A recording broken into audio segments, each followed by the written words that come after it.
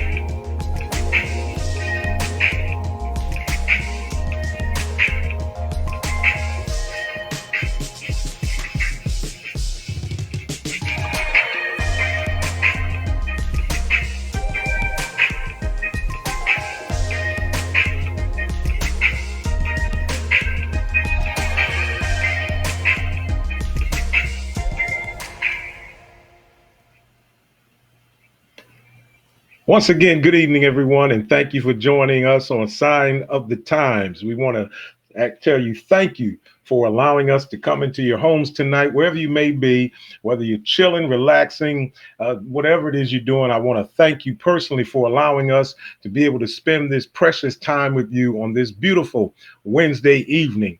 Thank you again from the bottom of my heart for spending time with us as we discuss not only the times, but the sign of the times. Not just the sign, but the direction. Where is God leading us? Where are we? What are we supposed to do during these difficult times? Before we get started, I do want to challenge you to make sure that you are doing what you need to do to be safe and healthy during these difficult times. This pandemic is not over. We are still in the middle of it. The numbers are starting to peak in 19 states.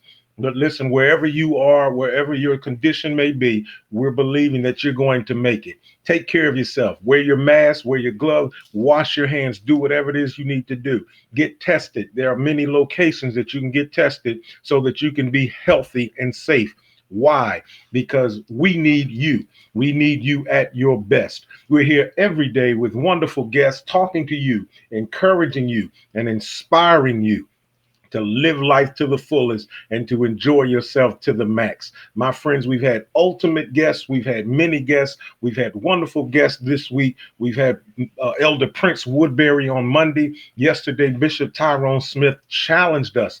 It was a powerful show. If you missed that broadcast from yesterday, if you missed Prince Woodbury, if you missed last week's guest, 31-year-old Dartez Wright, who just shocked us with the wisdom that he had at such a young age. If you missed Bishop Kevin Adams, my God, if you missed our interview with Bishop Noel Jones, in which he talked about the pandemic and what the direction of the church, head over to our YouTube channel, search for Sign of the Times, David Bright Austin, search for it, find our page, subscribe to our page. We need you to subscribe to our YouTube channel where all of our videos are just lined up there and you can see it. And you can also see this interview right after this show. Head over to YouTube. Well, I believe we're going to discuss so much over the next few minutes that you're not going to be able to take it all in, but you're going to have to go back and replay it and get some more information from it. I'm excited tonight, as you can probably tell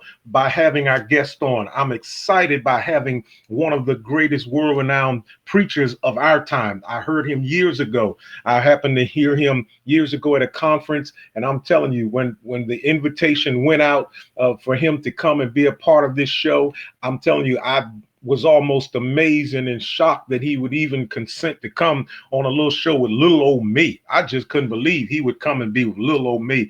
But his humility, we spoke on the phone, and I'm telling you, it was like I was talking to my big brother. And I hope you don't get me for calling my big brother my older brother, but I just want to, I'm telling you, I'm super excited about our guest tonight, preaching the gospel of Jesus Christ for over 40 years, 40 to 45 years, traveling millions of miles around the world, ordaining hundreds, 500 people, just ordaining. What a legacy he is leaving behind. What a legacy. He's not leaving behind because he ain't going anywhere. I'm saying a legacy he's already left. He has done what we talked about in passing the baton to this next generation. And during difficult days like this, I don't know who better to come talk to us than to have someone. Listen, my friends, as he comes on, he's going to come on, and I'm going to get out of the way because I feel like we do in church. I'm going to say my piece in the next voice you hear. But listen, it is amazing to have someone that has a prophetic voice of God and yet has such a gentle, smooth, humble heart, but yet know how to get to the matter of what's going on. And so tonight, I want to say to all of you, sit back, enjoy the ride. I want to say to all of you, post your questions, post your comments.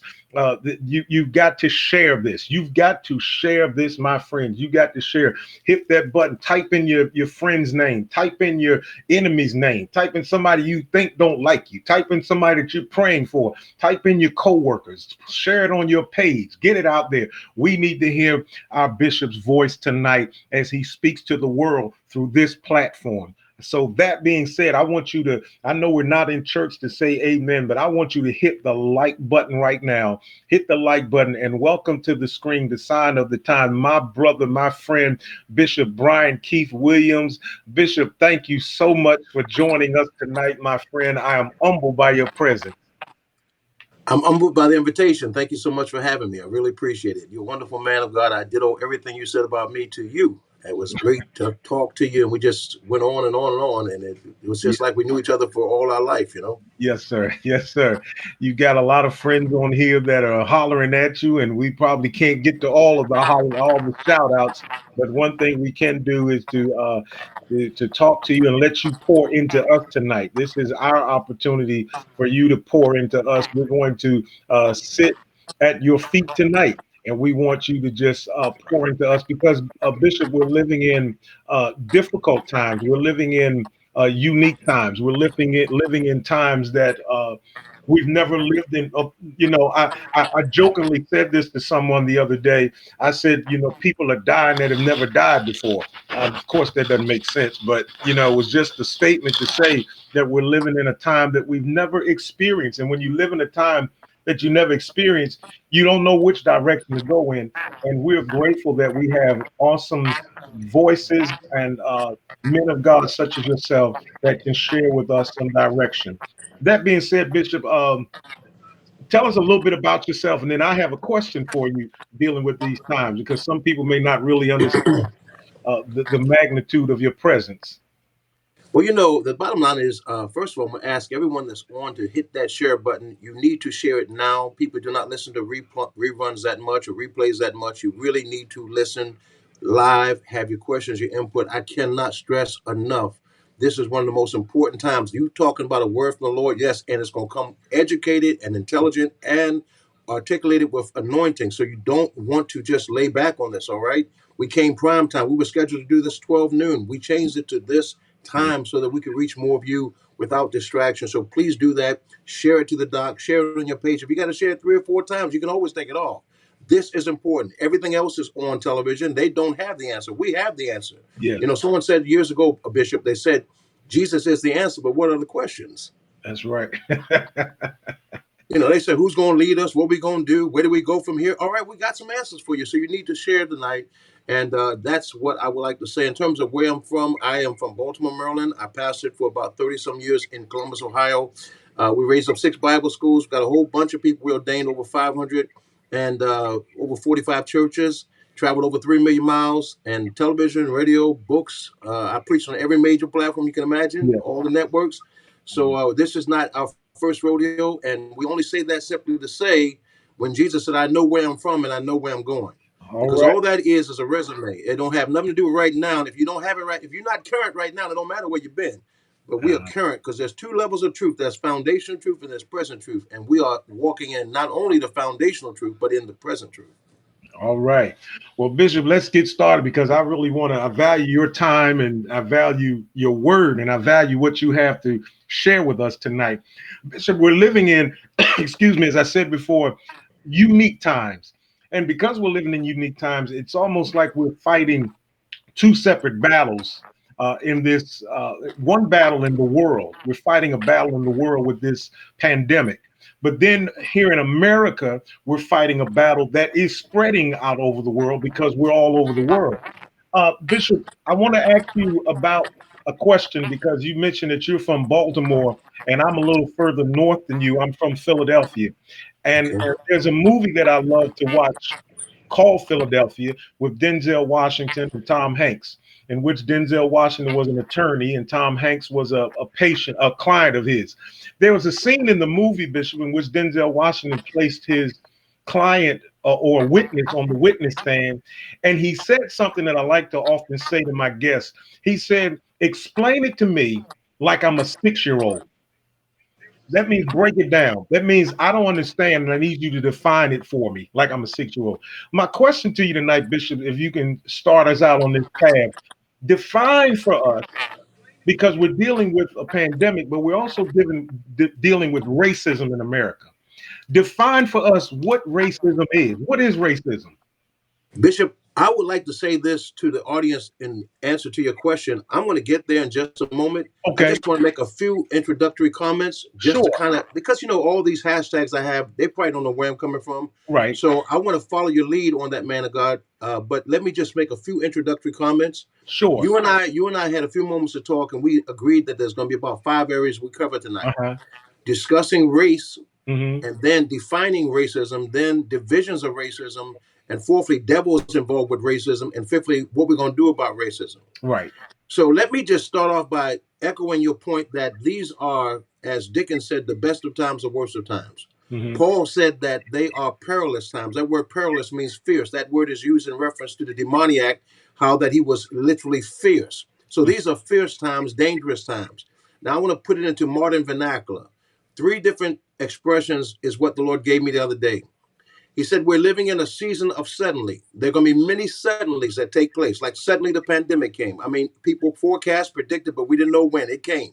Hmm. Suddenly the day of Pentecost came. Suddenly the Lord will come to his temple. Suddenly the riots came after the death of George Floyd. So this is the way I'm going to term it. 3 different terms. And everyone, when we're talking tonight, please take notes. I know normally on these shows people don't, but they need to take notes because they're going to remember what we're saying. That is, first of all, it's a point of no return. Hmm. Secondly, it's a tipping point.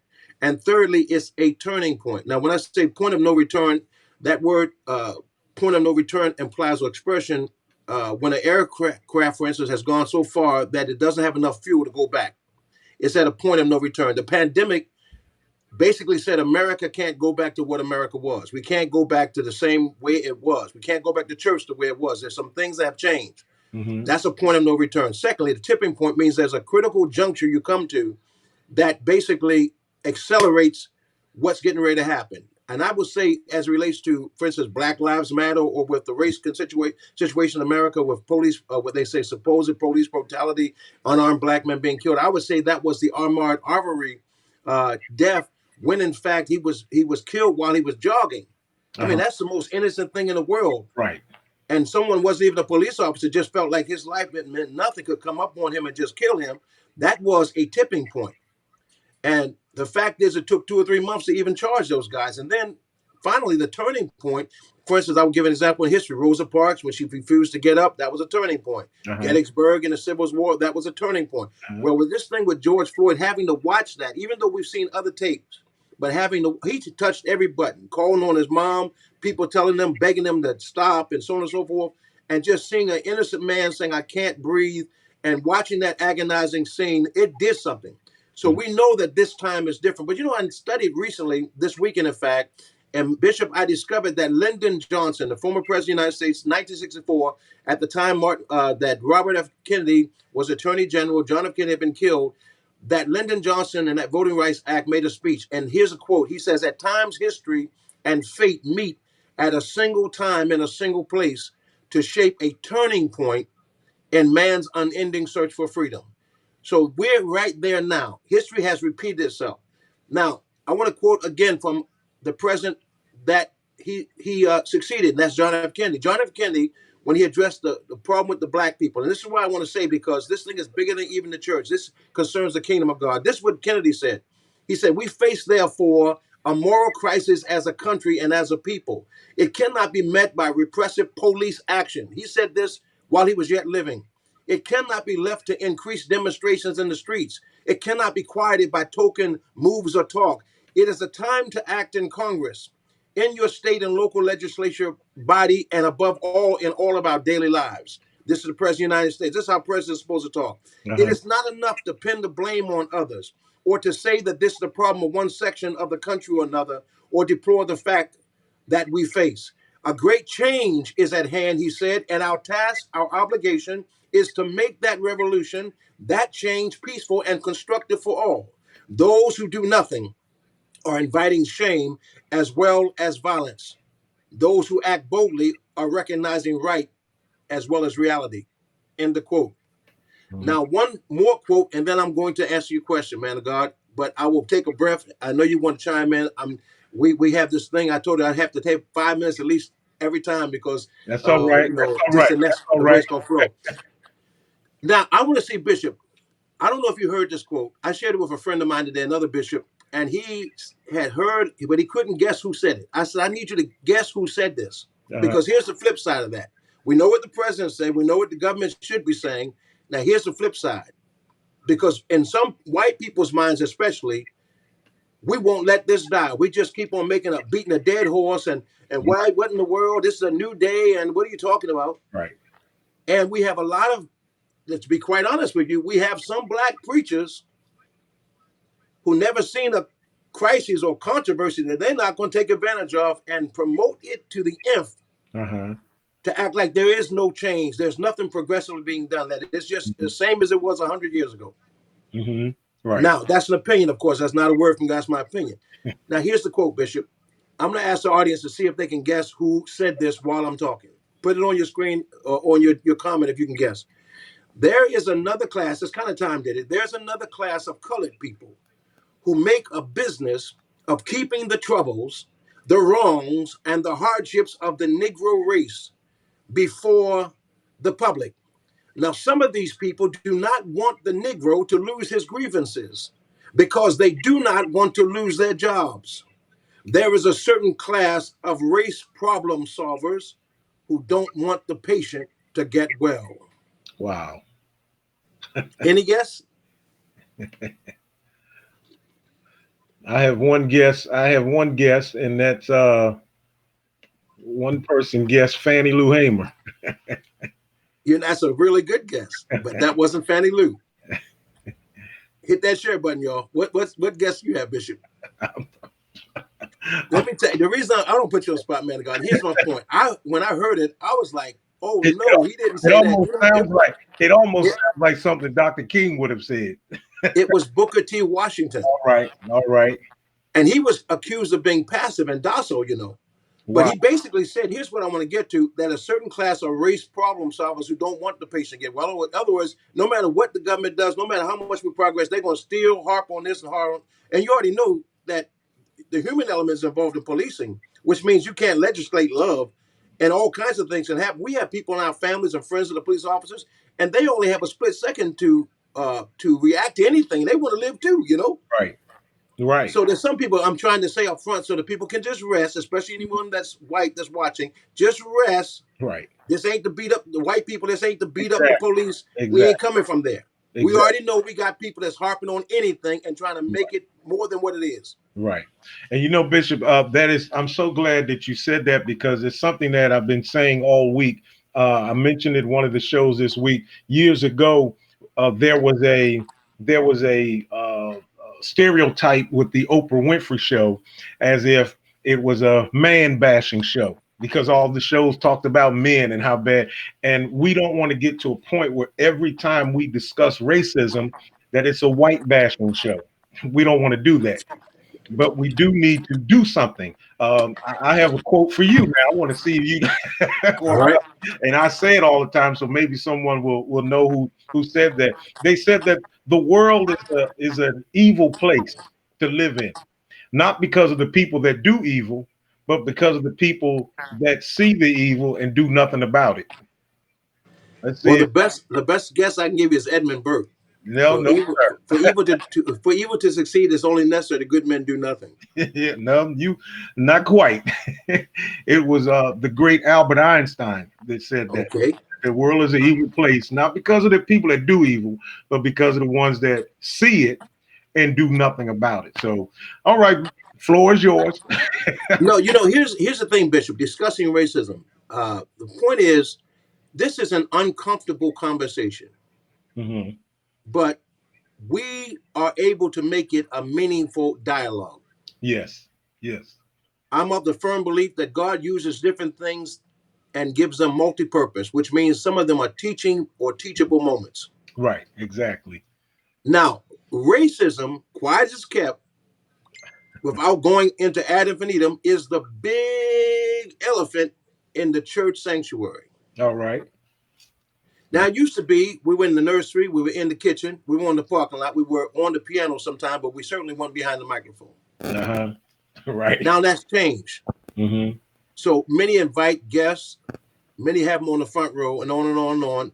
And all of that has its purpose. Now, we're not being cynical, Mm-hmm. but when it comes down to some other strongholds that keep us divided, such as when something like this happens, we have barely seen or heard a peep out of many of our brethren.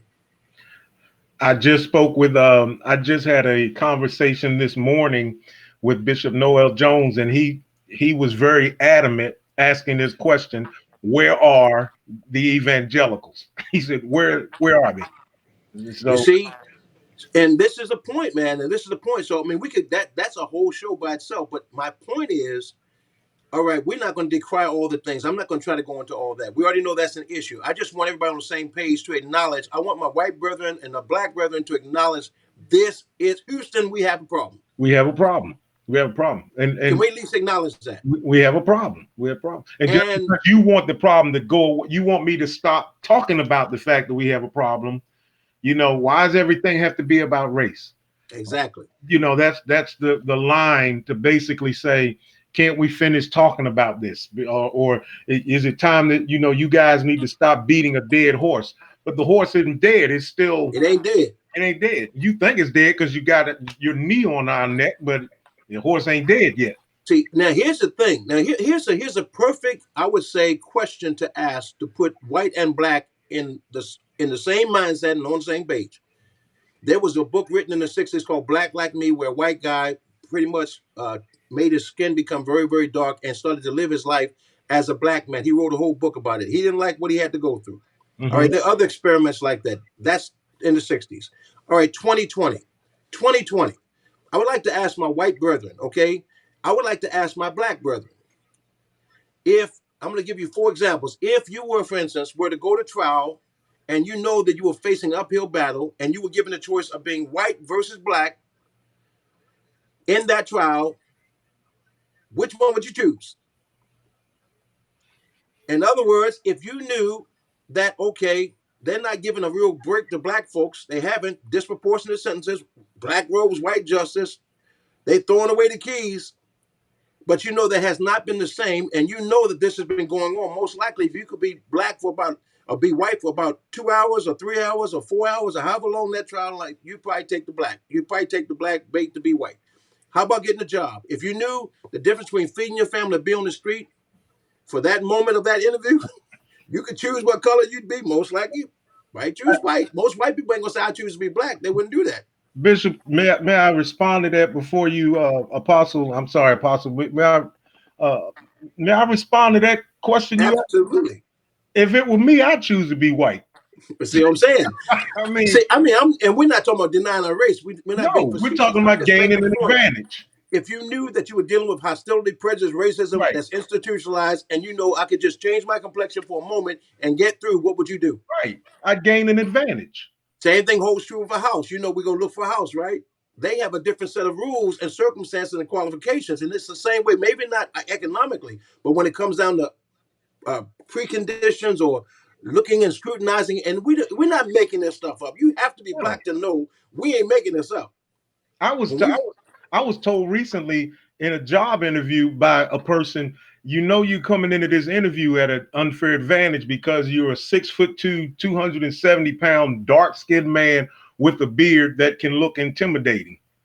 So you mean before you even talk about my qualifications, I'm already behind the 8 ball. exactly. And so anyway, just moving this conversation on.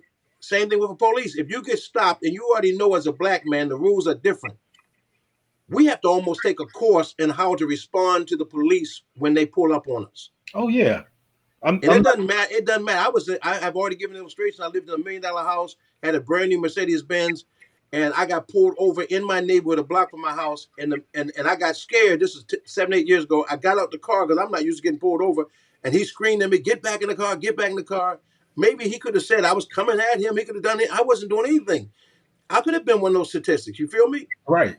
And on the other hand, I met with great police officers who treated me with all kinds of respect that were not black. So my point is, if you were given the chance and you knew, okay, that this thing might be a situation of confrontation based upon what we know to be the case, we're just like Dylan Roof, for instance, when they picked him up, they said, "Are you hungry?" All Uh-huh. right. If there's a black man that went into a white church and killed 9 people, including the preacher, I don't think they'd probably pick him up and ask, "Are you hungry?" Right. They probably shoot him on sight. This is the fact. We're not making it up. Right. That Because it, you know why? You know why I know that? Because they sure shot the DC sniper.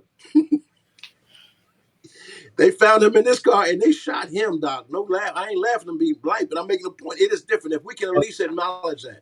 but the one in South Carolina, you take him past Burger King. Exactly.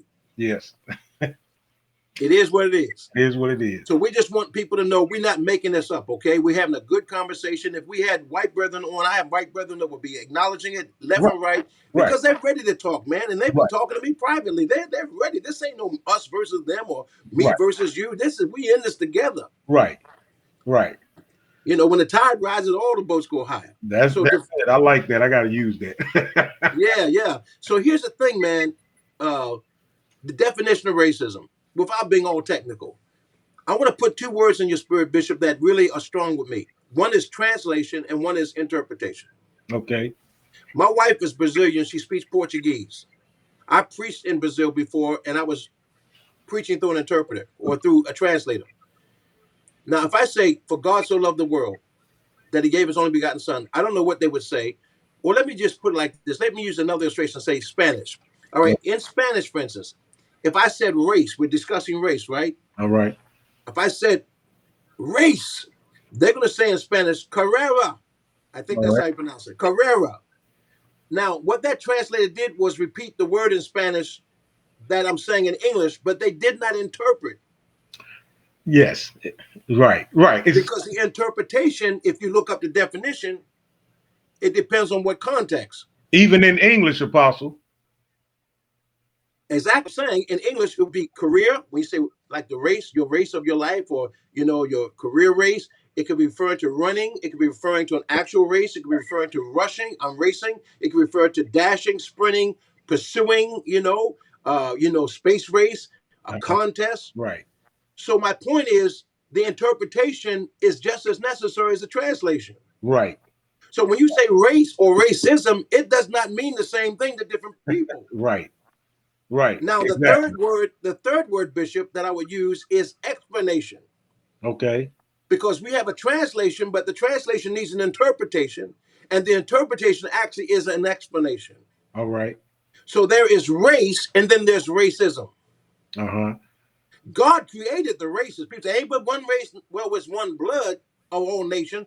But in terms of race, there's different streams that have different physiological conditions and all kinds of things. That's a whole nother conversation.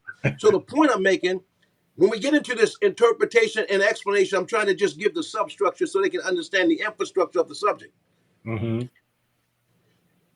They did a university study, I think it was Harvard University, and they said, for instance, the way blacks see things and the way whites see things per se, and this is a generalistic statement, it's not necessarily every time, but they say blacks tend to compartmentalize, whereas whites tend to individualize. Now, Okay. what that means is, from their study, this is research, documented scientific data. They say when a white man sees a black man being accosted by the police, their mind says, what did he do? When a black person sees that same black person being accosted by the police, the black man's psyche goes into a whole different realm of like, that could be me. Right. Or I hope he don't mess up. I hope he don't die. Right. We think on different prisms. Does that make any sense? Yes, it does. Yes, it does. That's what made Denzel get out of his car that week that George Floyd died, when he saw a black man on the side. The police were going for him, and Mhm. he stood between the police and the black man, because in his mind, he didn't say, what did he do? In his mind, he said, that could be me. Right. That's important to realize. Yes. So the thing I'm saying is, the question then becomes, because the whole subject of racism, what is racism? Well, racism basically is the belief in the superiority of one and inferiority of another. Mm-hmm. There are hardly any whites that are going to acknowledge being a racist. They're not going to say, I believe I'm better than anyone. That's what they're going to say. There are hardly any blacks that will ever say that they're racist. In fact, some blacks will tell you that blacks can't be racist. So is that true? Is it true that there's no black racist? So the question then is simple. Can blacks be racist? That's the first thing. I will answer that, and I would say yes, they can be racist. But I will say, I didn't say that they could be systemic racists, Right. because I understand the explanation of racism. Well, Apostle, if I can interrupt you, your dear friend, you want to holler at him and say hello. Dr. Stephen Gardner out in Phoenix says, ask the question, can a person not be a racist but engage in racist thinking? Exactly.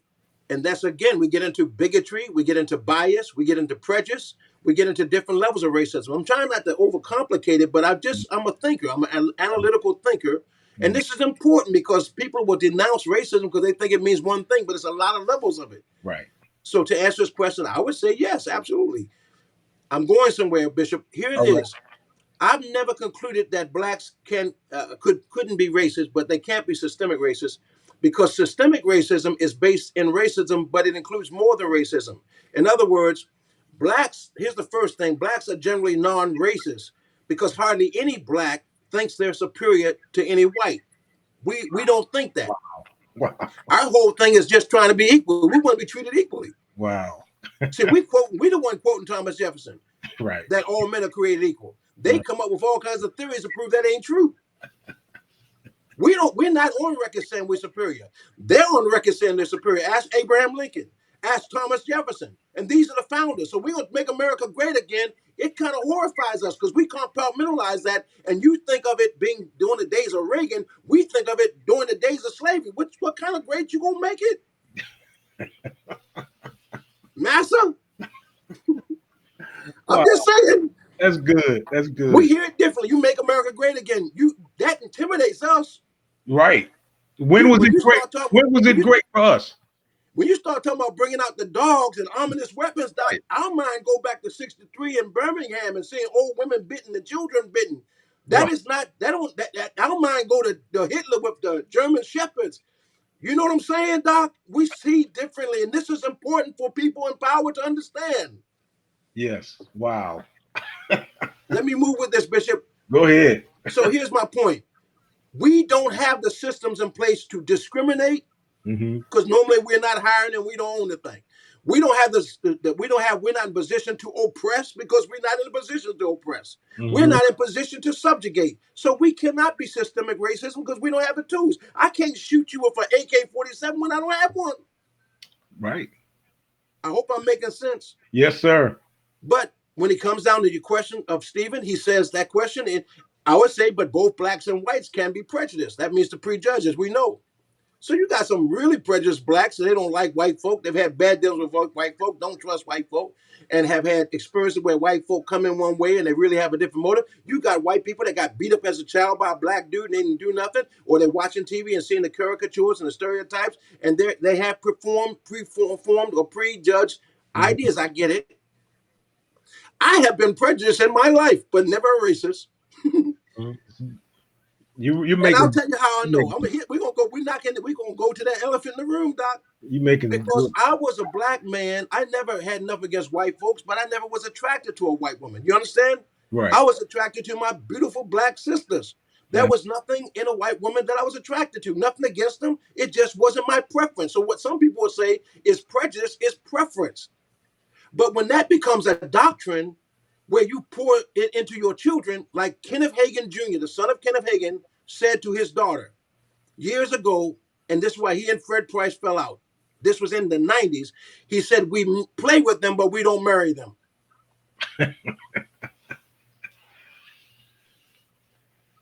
Well, guess who said something similar to that? Brian Kieth Williams, when his daughter was 6. I uh-huh. said, my white secretary said, if your daughter gets older, when she gets older, she wants to marry a white man, would you have any problem? So I gave this philosophical, theological answer. Well, I don't think it would be in her best interest because the cultures and the mixing of the races, and, because it was too white to be black, too black to be white. I was all deep, right? Uh-huh. Bottom line is, nah, nah. And she said, I'm so hurt. So here I had to understand what a white person felt when a black person didn't want their child marrying a white person. They always think somebody wanted to marry them. No, that's not the case. So the thing is, when she got older, I wound up introducing her to a white guy who was heavily involved in praise and worship. He's prophetic, and now he's a pastor of about 15,000 member church. I was preaching for his dad at that time. I thought maybe this is a match because my daughter is heavily anointed in prophetic worship and on. But that didn't work out. But my point is, I got delivered. Uh-huh. So if you still got an issue with races coming together, you ain't totally there yet. This is good. This is good. I'm just ringing the bell is because I know what I'm talking about. Yes, sir. And you might have me over because I'm an acceptable Negro. But when it comes down to my people, see, my people look like George Floyd. Okay. Right. I have uncles and aunts, man, who I love with all my heart. Many of them were on drugs. You feel me? They Right. talk about what his offenses and having what his lifestyle was and going to jail. It was a 10-year period or so. It wasn't his whole 46 years. Stop it. Uh-huh. Right. Right. And he was on drugs, man. Right. And all the people on drugs in the white community, they know better than to try to label this guy as just being the worst person ever. I have uncles that were strung out on drugs, but they became good people. They were good people when they were on drugs. Right. They got over it. Anyway, we're gonna move on. The point is, Bishop. I hope I don't go too long with this, but the No, point you're is, fine. Take your time. I'm just trying to say, Bishop, that racism is not necessarily a black thing. It's more of a white thing, Mhm. but prejudice, it can be equal across the board. There are blacks who feel like they're superior to whites. I will call that racism, but they don't have the power to be systemic racist. Mhm. So let me break this down. Divisions. This is part 3, Bishop. All right. Divisions of racism. All Now, right. just like you have titles for politics, look at politics, policy, police, politics. All All right. right. Oh, So I have, I'm just saying. So these politicians are police too. yeah. Can I get a witness in here? Yeah. Now we laughing, man, because you know what? We're happy, man. We ain't mad. No, We've no. been crying for years, man. We feel a sense of relief. Those of us who've been fighting this fight for years and praying, we've been waiting for this day, man. We actually feel like we can shout a victory. Mm-hmm. Even though we haven't seen the full manifestation yet, we can truly say by faith, this is the day we've been praying for and fasting for and believing for and crying aloud for. And now we see God doing it. He said, can a nation be born a day? I believe America can be born again in a day. And Yeah. I believe it can come to pass what the prophets have said, that the glory of the latter is greater than that of the former. Yes. Yes. Yes. Yes. Man of God, we got titles: liberals, progressive, radicals, extremists, moderates, conservatives, and we have those who call themselves alternatives. In other words, different parties. Uh-huh. All these are American people with Right. different ideas about politics. Mm-hmm. There are levels of racism: Mm-hmm. latent, passive, Right. active, Uh-huh. and institutionalized. Okay. Latent racism. That's kind of in the category of prejudice. In other words, where you start saying, some of my best friends are black. Right. Right. Yeah, some of your best friends are black, but you never had a black cause that you thought anything about siding with, What and about you never. what We don't hear you ever say nothing. well, what about the what form of it is the individual that uses this term? I don't see color. That's latent, because you're actually saying you don't see me. That's not a compliment. A lady said to me years ago, I was about 20 years ago, 20 years old. She said, "What are you?" I said, "What do you mean?" She said, "What nationality are you?" I said, "I'm American." She said, "Well, what race are you?" I Mm-hmm. said, "I'm what you call an educated Negro." She started laughing. My next door neighbor said, I said, "You know what, man? We were talking about race." He's a white guy. I said to him, "Man, you know, when I take a walk, just before I got my dog and before I got married, I said, man, I said, I knows how you interact with people and they like you and they speak to you. Mm-hmm. I said, but man, when I take a walk, they act like they're scared around here." He said, "Really?" He said, "Well, you're not black. You're Puerto Rican." I said, "No, bro, I'm black." He said, "No, you aren't." He said, "You're not black. You're Puerto Rican." I said, "I'm not Puerto Rican. And beside that, Puerto Rican is black. We all black, right? Hispanic black. But we got black. They got different shades too." But I was trying to tell him, I said, "Man, I was born black. I was raised black. I've been black. I got my black card. I'm gonna show you my black card." So I could have told him I told him I was Dominican Republic. I was a Dominican. Oh, so anyway, man. So that's latent. That's to your point. Passive racism is silence. It's more like silence. You know, I saw a sign that said, "Because of silence, there is violence." Is that does that include the sound, the passive? Does that include that person that says all lives matter? I wouldn't necessarily say just because they say that they're racist, but I'm saying that's kind of thing that they would say, Mm-hmm. in the sense of ignoring the fact that there is a problem. A person can have a different perspective because that's allowed. We're human beings, we have different perspectives. I Right. don't want to call them racist because of that, by no means. I would say it has to be much more than that. In other words, passive means that you see stuff, but you're not trying to do anything about it. Right. It's Right. always somebody else. It's like the priest and Levite. They're passive. Right. They pass by the guy that's hurting. Right. You know, that's kind of passive. In other words, you know that what Trump said was not proper. Right. You know that was not proper. When he called different nations, SO countries and Right. on and on and on, you already know that you should rebuke that and said something of that's not proper. Or when he Right. talked about they're bringing their worst and this, that, and the other, you already know you're denigrating the whole people and generalizing and putting them all in the category of thieves and rapists and all that stuff. That's not correct. And you already know you're playing a card. You're already appealing to a base on red meat in Charlottesville. Some of these are very good people. I've never met a very good Nazi. They believed in the extermination of 6 million Jews. I don't believe in very good Nazis. I don't believe in very good KKK. You know what I mean? They hung my ancestors. So you can't, that's a passive form. And I'm not saying the president's racist. I'm not suggesting that. People do. I'm not saying that. But I'm saying when you side with that and don't say nothing to that, I would put that in the category of being passive in your racism. Right. Okay. I have a question from another friend of yours, Jeremy Thompson, who says, as a senior Episcopal prophet and seer in the kingdom, did God reveal this day to you in preparation for the floating church? Wow.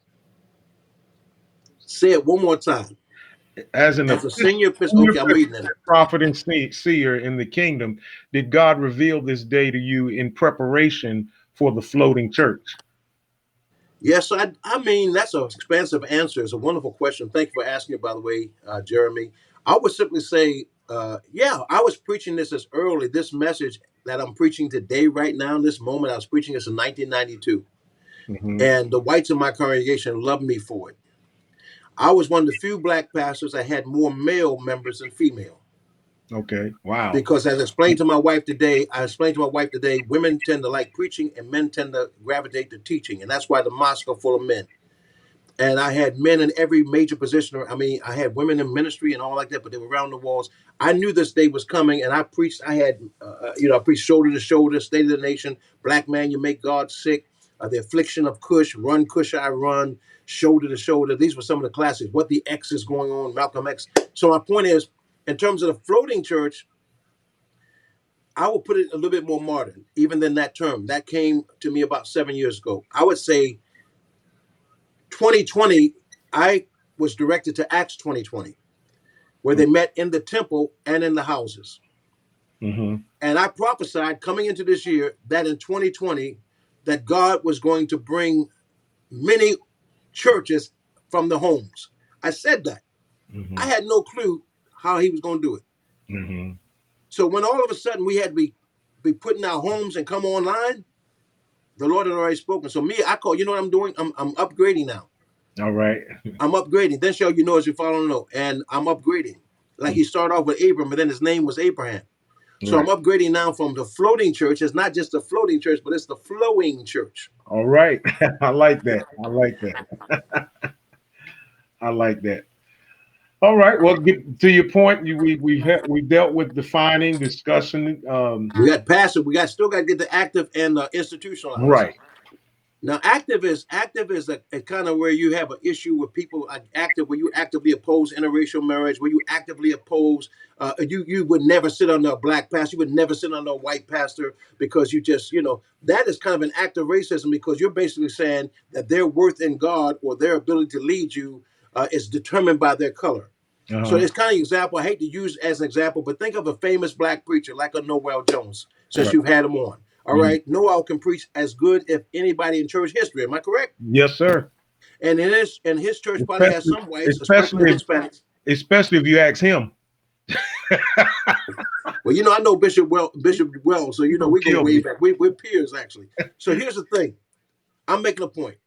I promise you that wonderful church he has Mhm. very few whites in it. Uh-huh. I mean, he may have a lot because he has a lot of people, but Right. not proportionate. Right. Right. Give him white skin, and I promise you, he's got thousands of whites Right. and thousands of blacks Mm-hmm. because the blacks gonna go, but the whites will go now. Mm-hmm. Right. T.D. Jakes, can anybody preach better than him? Does Right. anyone smarter than him? Does anyone have a more sharper gift than him? He has quite a few whites and other races, but I'm saying, look at that audience. Right. That audience is 98% black. Right. Look at Stephen Furtick's audience. Uh-huh. That audience is half black. Right. So what's the difference? And don't tell me it's just by osmosis. It's too much to get into. That is Uh-huh. kind of an act of racism. I have people that support me. My biggest supporters, some of them are white. But you have to support all of me, Uh-huh. not the sanitized version, not the Martin Luther King version. You got to support the Malcolm version too. Right. Right. Because I'm going to call it like it is. Right. I'm nonviolent. That's the Malcolm part. I mean, that's the Martin part. But I'm violent in the heavenlies. Uh-huh. I cry loud. That's the Isaiah part. That's the Jeremiah part. That's the Elijah part. So you want me to be Timothy. I know, and Timothy was great, but you don't hear Timothy crying out against nothing. You Yeah. want me to be Solomon giving wisdom. Uh-huh. I'd rather be David. Mm-hmm.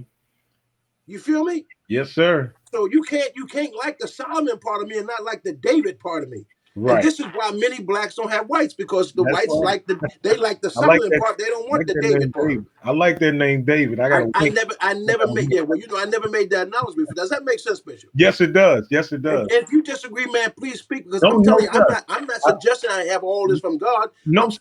I'm not even thinking I'm on a scope or video tonight. I'm not even thinking I'm on anybody's show. I'm thinking I'm communicating my heart to whoever would take time to listen and understand that I'm speaking on behalf of all of us who have yearned for the day.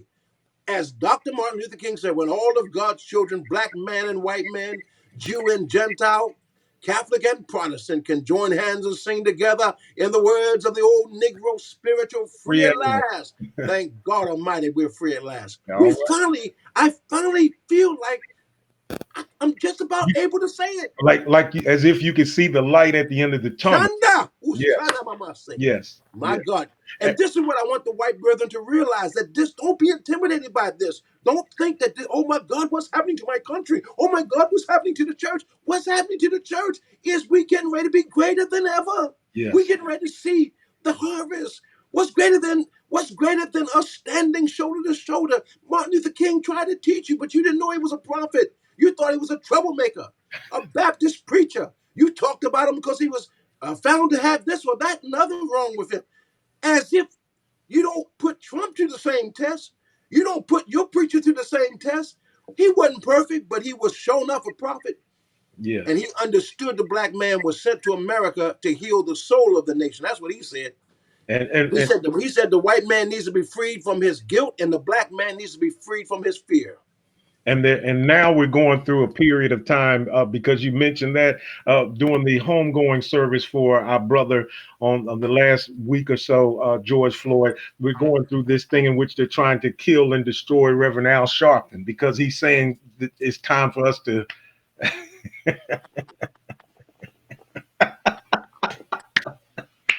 I had to get you with that. I had to get you with that. Get your next point, Bishop. I love Bishop, Brother Al, but I'm telling you, man, you can't put new wine in old wineskin. That's I, all I'm gonna tell you. I figured out. That whole no justice, no. This is a prophetic commentary. There's nothing against him. I think he's a fine person. I met him. I got wonderful stories about him. I don't have nothing bad to say, and I'm thankful for him, and he's ours. But I'm trying to tell you, man, it's a new leadership emerging, Yes, and yes, there's a new sound. And no disrespect, but there was 3 services, Doc, and somebody else could have preached one of them. All yes, right, yes, yes, now that's all there is to it. yes. You're absolutely right. I'm sorry, man. I'm sorry, man. That's our problem. It's our problem. I'm gonna move on. Move on. I feel you. There was a Booker T. Washington quote I gave earlier. I'm gonna leave it alone. I started to call that name, by the way, when you said who said it. But No, when it started talking about colored people and Negroes, I thought you knew it was time they did. All right, so we have active racism, and then we have institutionalized racism. I don't think that needs to be explained as much because we understand the institutions, and so that's that, Bishop. I'm on that part. well, let me deal. If you don't mind, I would like to deal with that, Apostle, because I was talking to someone today, and we were discussing that in essence, because all of the people that are marching and protesting, that are out there carrying signs saying Black Lives Matter, a lot of them aren't voters. And when I say a lot of them aren't voters, is because they've been caught up in the institutionalized racism, because a lot of them are felons. They made a mistake, and then they're going to pay a residual penalty for that mistake. Yeah, I have that in my notes to even get to, because that's a profound point. I was going to get to that as it relates to. It's just so much we're enjoying ourselves, man. This thing wind up being a 5-day series, man. Yes, we can do it. I don't know what's wrong with me, man. I can't never stick to no script. I've become too much prophet in my older age, and Doc, I'll be all over the place. Okay, so but I hope I'm gonna get there, because it is in my notes to deal All with, right, break that thing down. I just didn't want to do it there because I can't pivot to the next right, part of right. it, because I it's just too much. It's too much. You know how when you get in the mess, you realize you have to start cutting across the field. You have to cut across the field. So what I'm saying is this. Um, let's deal with for a moment, Bishop, racism. All right, the ISM. I call that the ignorance separates members. All right. There's race and there's racism. Mm-hmm. Like, I believe that God doesn't give any of us room to be racist, Mm-hmm. but He gives us room to be racial. Right. Yes, I understand. I agree. I'm an American. Right. I can preach about America and what God will for us. Hmm. I'm not talking against other nations. I'm preaching to Americans. Right. Right. So that's nationalistic, but it doesn't mean I think that no other nation is important. Right. Right. I, Jesus came unto his own right. received not. Paul said, my prayer for my brethren Israel is that they be Right. saved. Am Right. I right? You're right. Peter was not. I said the same thing quite a few times. Just because I'm an advocate for and love my people does not mean that I hate your people. Exactly. And Paul was an apostle to the Gentiles. Even though he was the most lettered man, he was apostle to the Gentiles, meaning he had specific calling to a group of people. And then Peter was an apostle to the Jews. Right. So why can't we accept the fact? I give an example. When Stephen gets stoned, what people don't even talk about, that day he gets stoned, he's going through all of Jewish history and Right. bringing them up to Jesus, who came with fulfillment of it. Hmm. The average black person can't do that as it relates to our own history, because our history has basically been has been concealed, Right. even as it relates to the Bible. And the Mhm. average white person have a clue. They think you preaching about that black message. No, I'm preaching a message that you whitewash. You took Cush out of the Bible and translated Ethiopia, hopeful and Right. not thinking we would know that Uh-huh. these were black folk. These are black folks. He did what Napoleon did. Napoleon shot the noses off the Sphinx Hmm. because they were wide, and he didn't want the future civilization to know black folk built it. Wow. You understand? Yes, sir. We can hold our own. If we were talking to the Muslims tonight, the black Muslims, we can hold our own. They told us that Christianity was a white man's religion. Uh-huh. When Elijah Muhammad said, when white people say, "Give me that old time religion," they are talking about Islam. Islam is that old time religion of the black man. I said, you lying, sir, you lying, you lying. I ain't trying to hurt nobody's feeling, but Islam You is teach lame. us. Teach us. Teach us. It's lame. It's one letter short of Islam. Anytime your God is named Allah, Allah is simply a no name for a named God. What is his name? Because Allah just means God. So what is your God's name? Because God is an description, it is not a name. Right. So it's lame. And then, I don't mean no harm here, but you talk about that white man name. You told Cassius Clay, change it to Muhammad Ali. That's a slave master's name. Well, what's Ali? Ali's a slave maker's name. Wow. Wow. Because the Arabs went there introducing Islam, and if you were not a Muslim, then you could be sold Hmm. to the point of death, either die or get sold. And the tribes were coming against you. Oh, there's too much to go into, man. So the long and short of it is, I'm simply saying this: we really need to be delivered from that ignorance that separates members. See, race is one thing, racism is another thing. And here's what I've been saying: God was in Christ reconciling the world to Himself, bringing the world back. Right? He's committed to us the ministry of reconciliation. Now, here's where I want to make a point. Because what people have been talking about, the message of racial reconciliation, and people that are on, you need to share it. We don't have that many on 66. That's not enough. Now, you may not be interested, and guess what? Guess what? Because you're not interested, you're not going to be positioned to deal with people. Hmm. This is my frustration with black folk, man. I was trying to bring the message 20 some years ago. They didn't want to hear, and they still don't want to hear. If you want to hear talking about Beyonce shaking her butt and what she wore at the Super Bowl, or Cardi B, you have 700 people listening. You understand? I'm just sick of it, man. It makes me just Yeah. want to go away and never come back again to the church, because this is why people are forsaking the church, because we are not steady forth. Most black men, most black pastors are not going to give props to another black pastor. So they're Right. not even going to try to hear him, knowing good and well all it's going to do is reveal the fact that you don't study and you're not That's cutting edge right. and you're not Right. current. I'm not trying to come off arrogant, man, but You this is the teaching us. problem we have. You teaching That us. crab mentality, man. We Right. don't never want to see them. We looking at their followers. We looking to see who that is. We're so caught up in stupid stuff. We're being killed in the street, man. Yes. We're killed. Listen to what I want to pivot to, when we probably can't get to it too great, but that is about black responsibility. We could talk all night and keep on going on, breaking down racism as if it needs that much of an explanation, and never get to black responsibility. So I wanted to answer the critics at some point. They say, okay, well, Black Lives Matter, but they don't matter to y'all. All right. So is there any truth to that? There is some truth to it. Yes. So what in the world? We're gonna keep on denying that we're killing each other? Now let's find out what happened to us, what programmed us, what got in us that made us kill ourselves.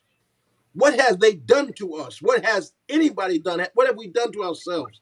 And then Wow. how do we get from that, and where does the church come in? That's the conversation. We cannot have this conversation anymore. This old playbook, no justice, no peace. That's not going to have the new wine. That's not going to be the new wineskin.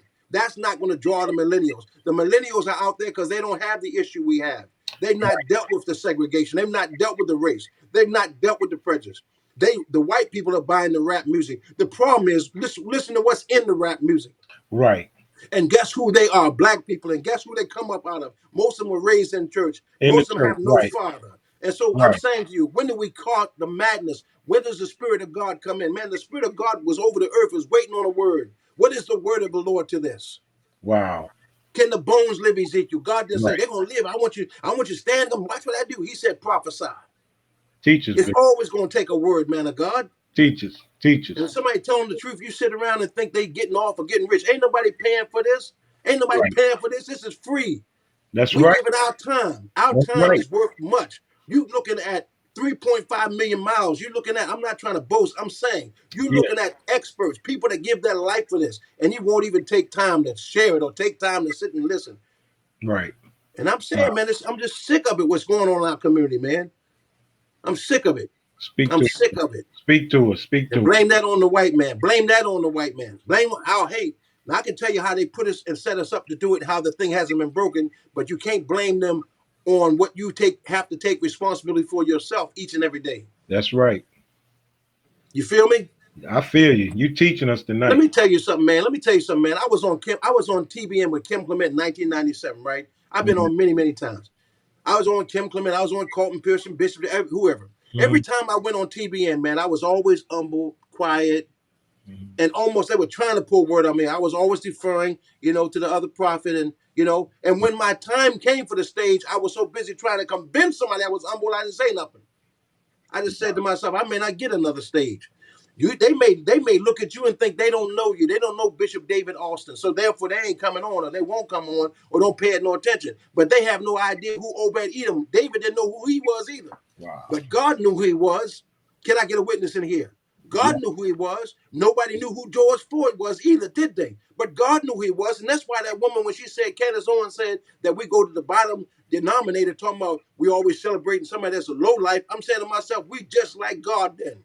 Because God Yes. always Yes. confounds the Yes. wise. Yes, sir. He Yes. all One-eyed black man named William Seymour ushered Wow. in over 500 million people today call themselves Pentecostals.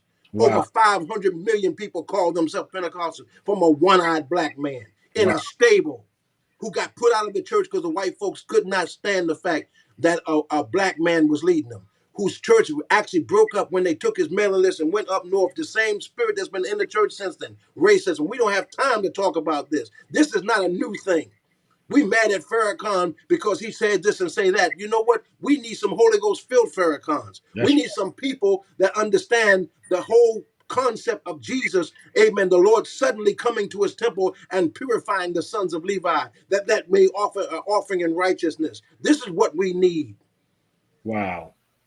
Wow. Let me tell you about Eisenhower, just to make my point about institutionalized racism. This is what I'm trying to say. This kind of stuff that you'll learn if you sit at the feet of teachers who have studied. It'll save you a whole lot of years of misery. Eisenhower, he talked about Africa. You know what he said? This is our former president years ago, that before the civil rights really took off, before Kennedy, before RFK, before MLK got going. He was in the civil rights, was 55, 57, of course, with the Montgomery bus boycott. He said, you know what? He said, they call Africa the dark continent. He said, but the only thing dark about Africa is our ignorance of it. Now, this is our president who said this. He said, Africa is the continent of the future. Now, that's one side of the mouth. Then, of course, we have the Supreme Court decision that took place under him and his administration. You know what he told the Supreme Court justice? And this is documented. He says about the South and people that were fighting against the blacks, not wanting to give them equal rights. He said all they are concerned about is to see their sweet little girls not required to sit in school alongside some big overgrown Negroes. Now, I'm just using that as a mild example Uh-huh. of saying that this is no thing we making up. You feel me? Right. So we have had to wait for 30 and 40 and 50 years to get a basic civil rights because you're afraid your daughter's sitting next to some big overgrown sized Negro. This is not right. You come to the church, I've had pastors them, and they're in the church receiving all the speakers. They got to be a number of white speakers, else they're not going to stay. You got to have white associates, they're not going to stay. You got to really be the good one, right? And then you do all of that. And the moment that child starts coming of age, they get afraid and leave. Or the moment something spots you, they get afraid and leave. And this is why we have said the church needs to repent, because yet we see all the spots on current leaders and we call them in for nothing. This is hypocrisy, and God Almighty is not pleased. And I'm telling you, man, as someone I was divorced 14 years ago. I spent the last 14 years of my life, 99% of the time, by myself, sir. All right. And I've been in the face of God. And I'll tell you right now, you can say what you want to say. You'll never have to hear from me, see me. They don't ever have to have me on no program. I don't care about the door they shut. I don't care if you walk away from me, because I tell you the truth. I'm too old now. And this is where Martin Luther King came at the eve of his assassination, when he began to say, he said, I like anybody, I like to live a long life. But the one point he said, it really don't matter with me now. And when a man gets to that point where he says, it really don't matter with me now, and I just want to do God's will. And I'm saying to the white brethren, it should not matter with you now. You're going to be retired. My God, what is your legacy? Will you be remembered for your sermon, your series? Will you be remembered for the fact that you built this wonderful church? Will you be remembered, black brother, because you drove a Bentley? Will you be remembered because you had a pan-coated tie and crocodile shoes? How will you live on? How will you live on? How will you live on? How will you live on? And I'm telling you, man, I made my decision.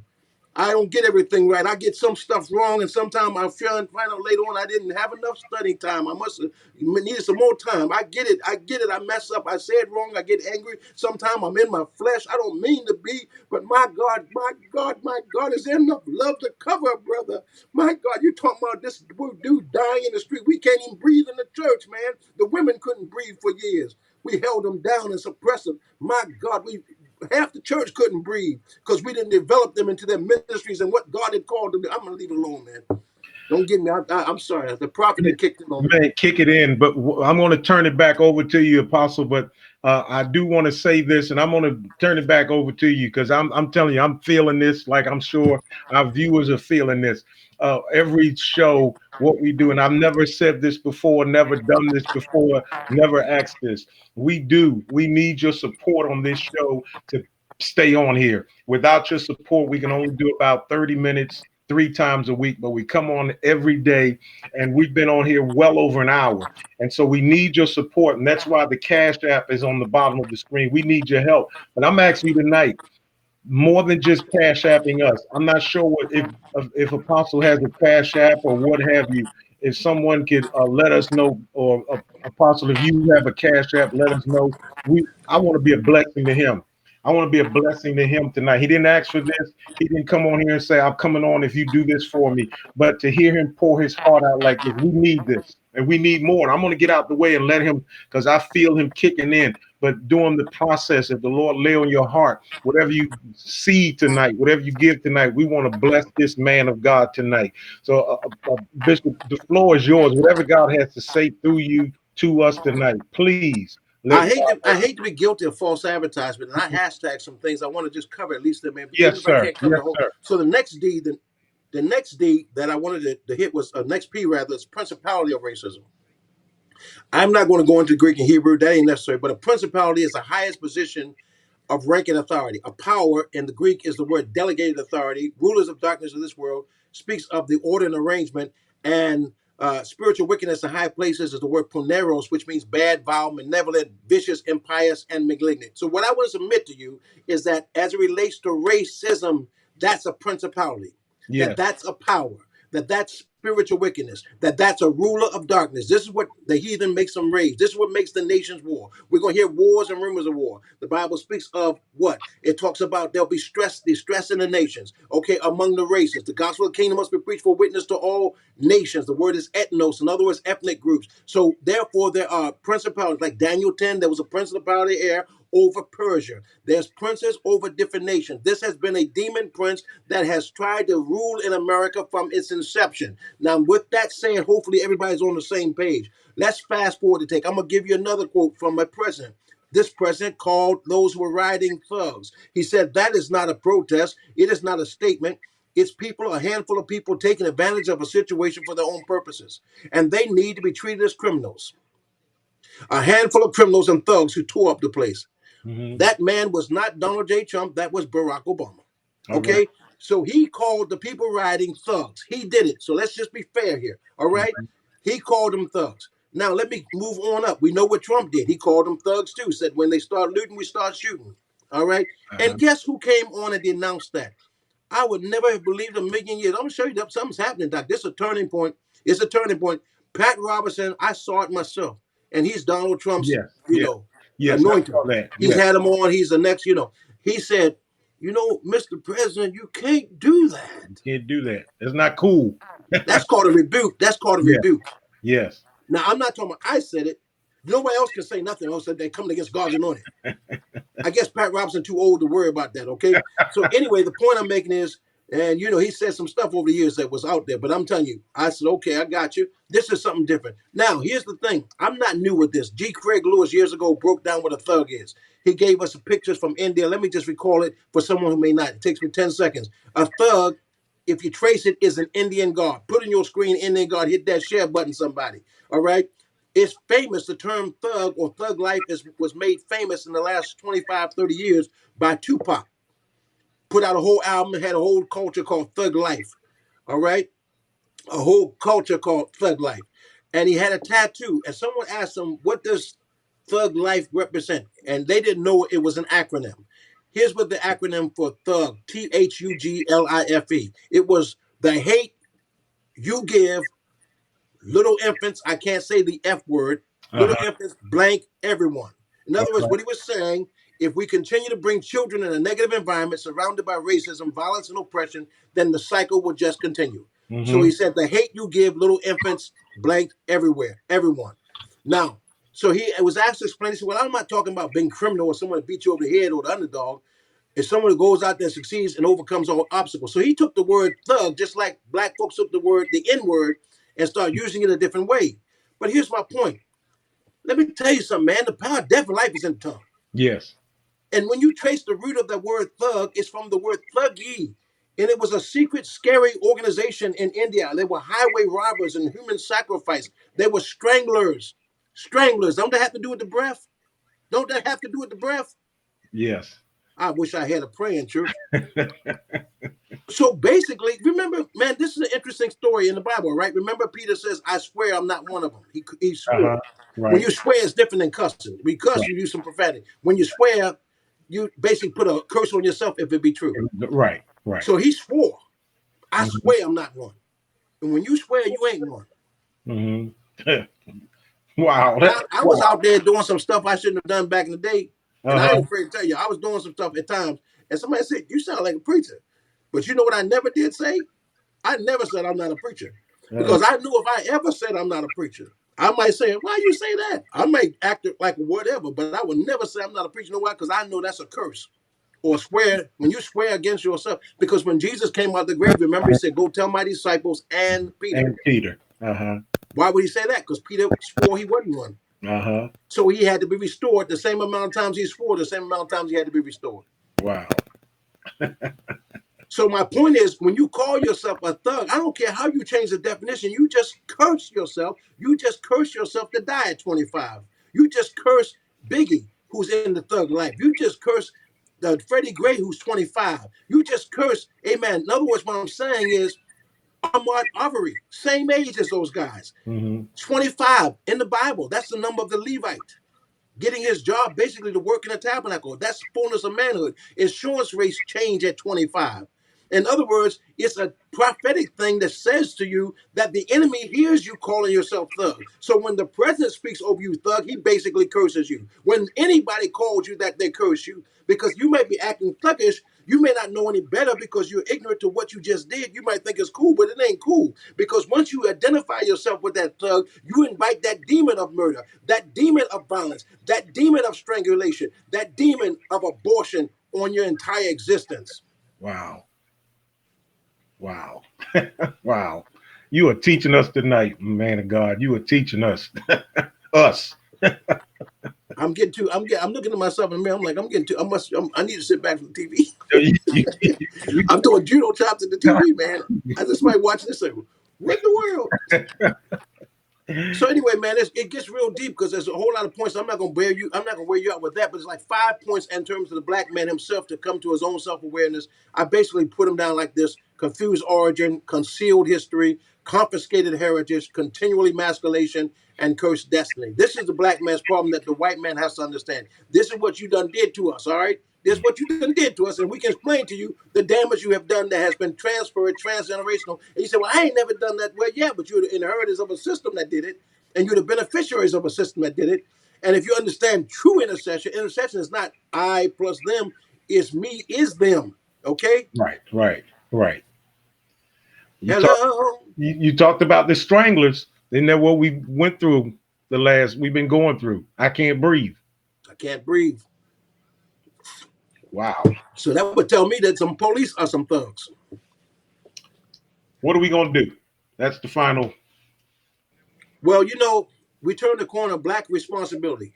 Now, I was hoping that I could get into this, but I can't. And I'm not really a civil servant, and I try to act like I'm all smart, but I ain't that smart. I'm just a prophetic guy, you know what I mean? And Mhm. I study. I really study a lot. Like somebody said to me, what did they say to me? Man, you have so much knowledge. I said, because I read so much. Uh-huh. I didn't wake up one morning like, Right. hallelujah. Right. While you watching, I'm gonna tell you this. My TV been on in the last 3 weeks to watch a TV show, 10 minutes maybe. Okay. In 6 months. I mean, I ain't on the telephone. You know who I talk to today on the telephone? Not a soul. Uh-huh. You feel me? So Yeah. guess what you've been doing? What you've been doing, Bishop? Studying. Hmm. So I got so much. I can't give it all. But my point is, I went through all the stuff because I really want to know, how do you answer this stuff? Well, black lives don't matter. Why are you killing each other? And I'm gonna give you that's a whole nother conversation at this point, but I gotta give just a little bit of it. Because when you understand, I would put it like this: Goliath, David, why did he get 5 stones to fight Goliath? You only need one. Why did he get 5? Now, Will, I'm not going to answer that, but I'm going to answer it in the sense of how the preachers all preach it. The preachers all say he got 5 stones for Goliath's 4 other brothers. And that's you know. And that's a stretch, but it's true. Uh-huh. And if it weren't his brothers, in case somebody else want to defend the fact that he just went down. So slavery ended, is my point. Hmm. But the legacy of slavery did not end. Right. Right. Now that's what we're dealing with now. Is not slavery. Well, that slavery been ended, yeah, but the legacy of slavery. Legacy. You Now, know. if you really want to get into it, man, I mean, listen.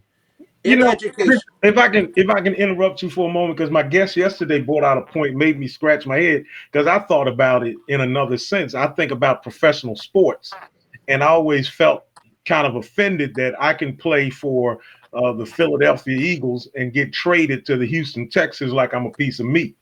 My guest yesterday took it further and said, yeah, but you talk about because you just mentioned what did you say, the legacy of slavery?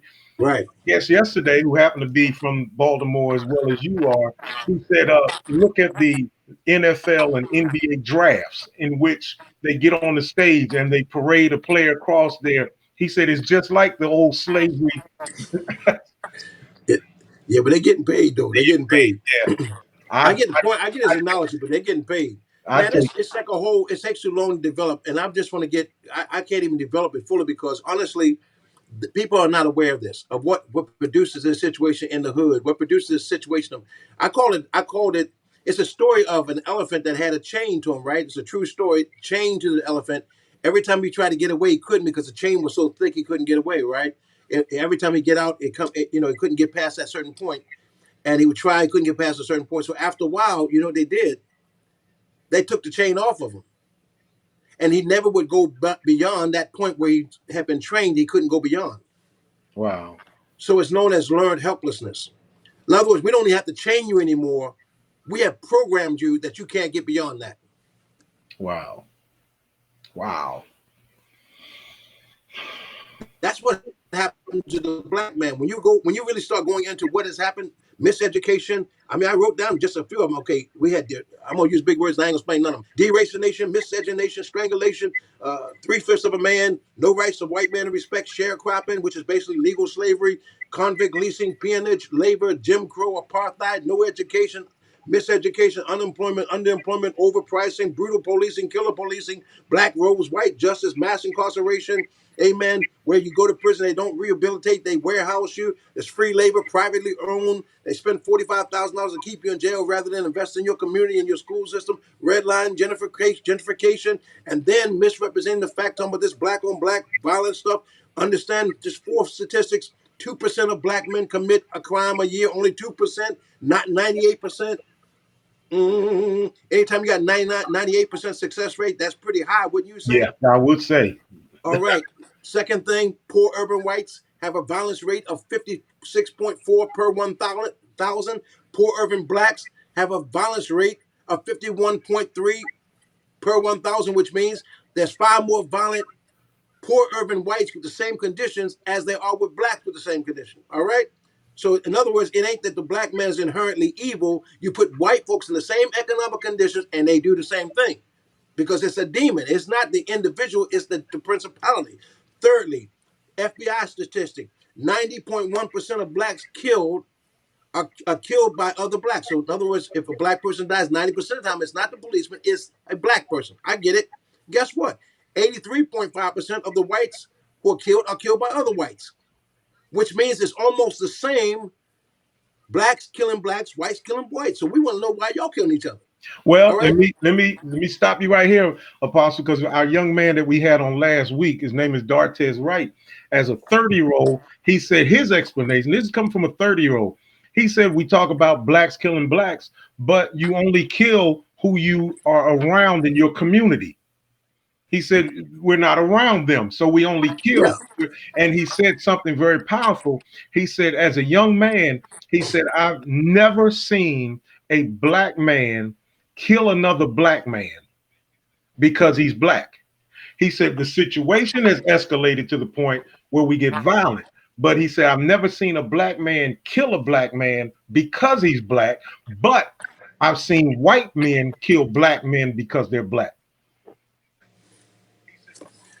Well, no, I get it, man. I get it. I was going to roll. I was on a Go roll. ahead, roll, I had roll. another one. I I'm had one through. more. I I'm had one through. more. Roll.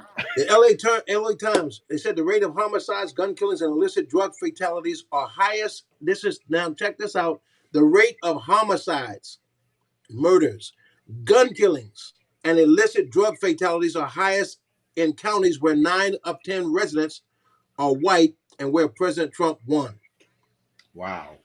And that's a valid fact. So my point is, you got to just do your homework a little bit on it. I guess the point I'm making is turn the corner. Why are these conditions? You look at all these things that this program faith on and on and on. We can't use an excuse because we have to take responsibility. See, I can't control whether a man loves me. I can't control whether a man likes me. I can't control whether a man accepts me. But I can control the fact that I can succeed no matter what he feels. That's right. Right. I don't have to listen to that trash called music. I'm in control of that. I don't have to allow my children to have access to all this stuff when I'm raising them. I'm in control of that. Right. I mean, I can't filter their whole world, but I can do a good job with it. So my point is, we're going to be really short, man. But I just went through some of the songs that's out. Look, if we got 7 out of our 10, we have 7 out of 10 babies that are born outside of a covenant of marriage. Okay. That means 68% or so are without fathers in their life on an active basis. That's going to translate into crime and all kinds of Yes, things. it will. Yes, So it will. then you say, well, what is your responsibility? What I'm talking about, man, what is programming their psyche to have such sexual promiscuity? Mm-hmm. It's music, man. It's the culture. Mm-hmm. It's the images. It's the fact that the church, you go to church for a whole 10 years before you'll hear a black preacher teach on sanctified sexuality. Right.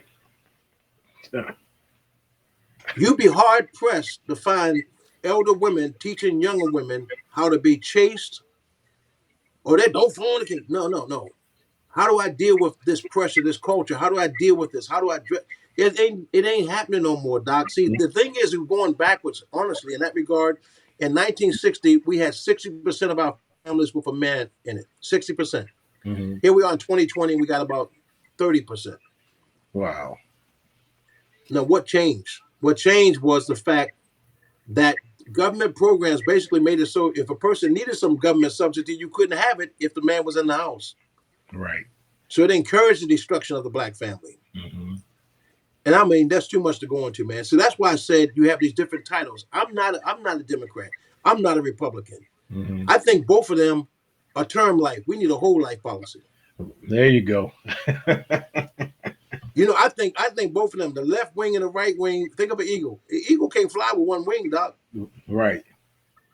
So they're not pro-life, they're pro-birth. Right. That's right. They're pro-life until you're born. All right. Well, here's the thing, man. I went through these songs and I don't want to get off. Let's just see if we can find a conclusion because I'm saying we have a few minutes time, I imagine.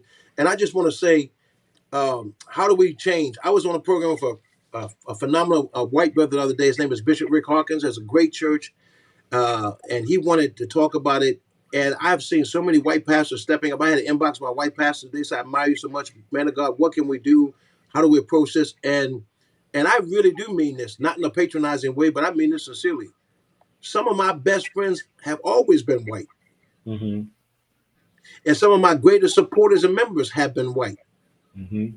Because they understood that Brian Kieth Williams was both Solomonic and Davidic. Mm-hmm.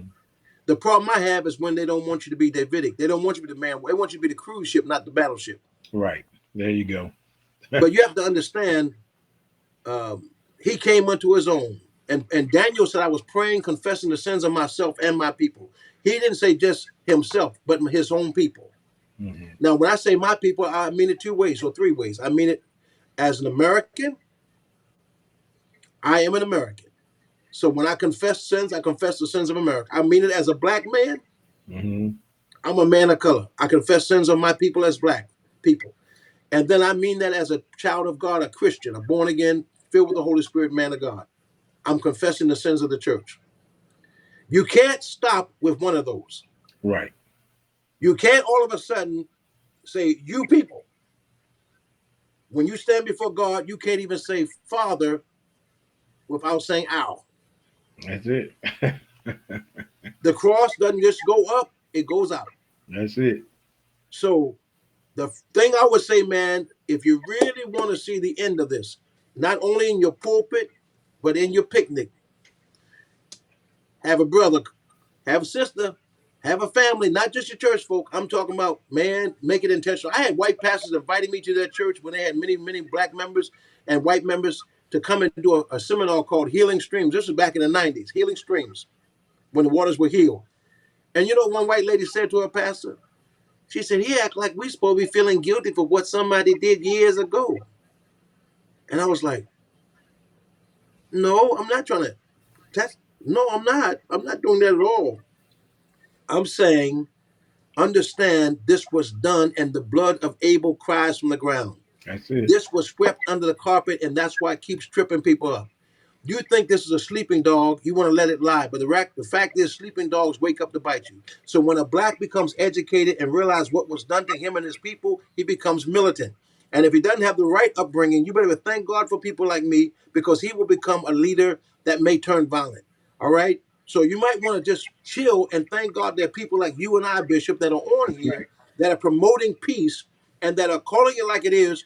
But we are definitely going to name what it is. That's right.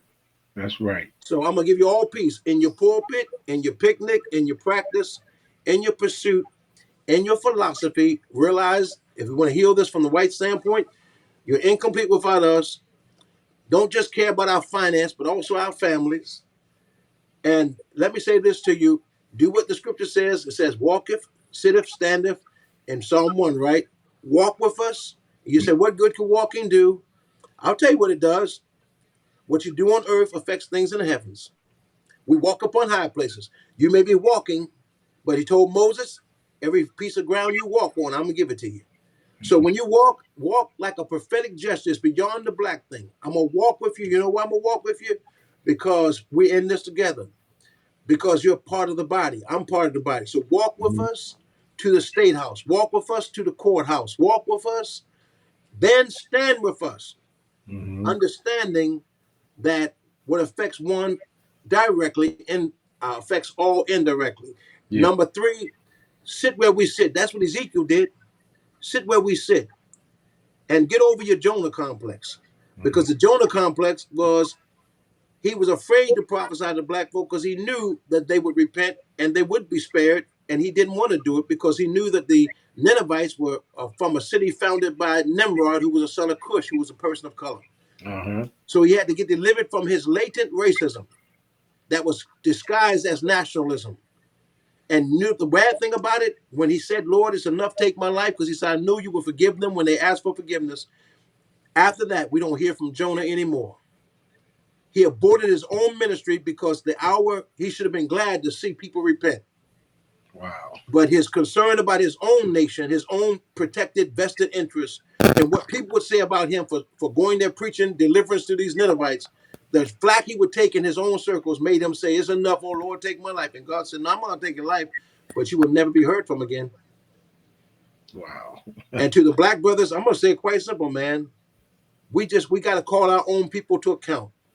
We have to be willing to go against the grain. You have to say things that may not be popular. Like I told you before, man, all that Mhm. no justice, no peace stuff, Uh-huh. that ain't going to get it. Uh-huh. That's right. All of that, you got knees on our neck. Uh-huh. I get it. It sounds good, right?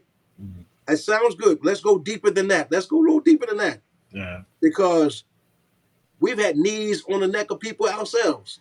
That's We had knees on the neck of our sons. All true. right. We had knees on the neck of people that God had brought to the kingdom for such a time as this, and we wouldn't stop suffocating them and throwing spears at them. I wish I had a praying church. Uh-huh. I'm sorry, man. I'm So, enjoying this. well, I mean, man, I could go on and on. Here's what I think, and honestly, man, I have all these terminologies. I should be just published like volumes of books on this because I'm telling you, I can't ever get it out in a message. But my point is simply this: what I believe with all of my heart is, I believe that we need to take responsibility for where we have been irresponsible. And guess what? I'm going to tell you this, just so some people can rest. You know where I got that expression from? White racism versus black responsibility. I got that from Dr. Tony Evans 20 years ago. He's been very successful in white circles. Yes. And when his wife died, I looked out in the audience and people like Chuck Swindoll and others. But you know what? You know what that audience was? That audience was 99% black.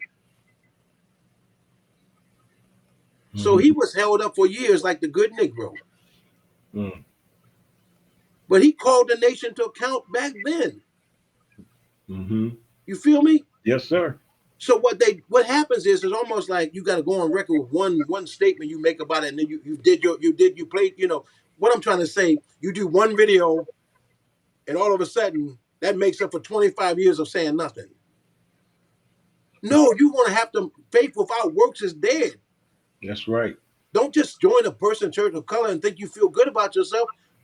Did you join that person's church to make him subdue his message? Well, I'm not trying to subdue your message. Well, when he gives it, will you support it? Will Mm-hmm. you seek him out for an audience, or will you just get mad and vote with your pocketbook and your feet, like white people always do? And black people do the same. You Mm-hmm. vote with your pocketbook and your feet. Your feet. When the greatness in the person is what drew you to them. But the moment you see what you think is a chink in the armor, you have no ability to forgive. This is crazy, man. And consequently, what I'm going to say here, and this is a prophetic thing, man of God. Tell me whether or not you believe this.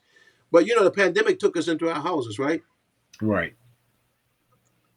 But George Floyd's not being able to breathe took us to the streets.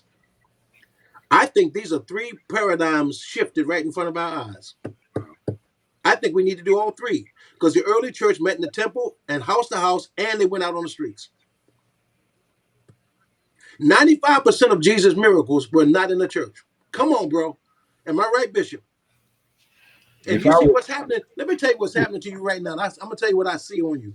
What I see right now is you've been deeper than you've been allowed to preach.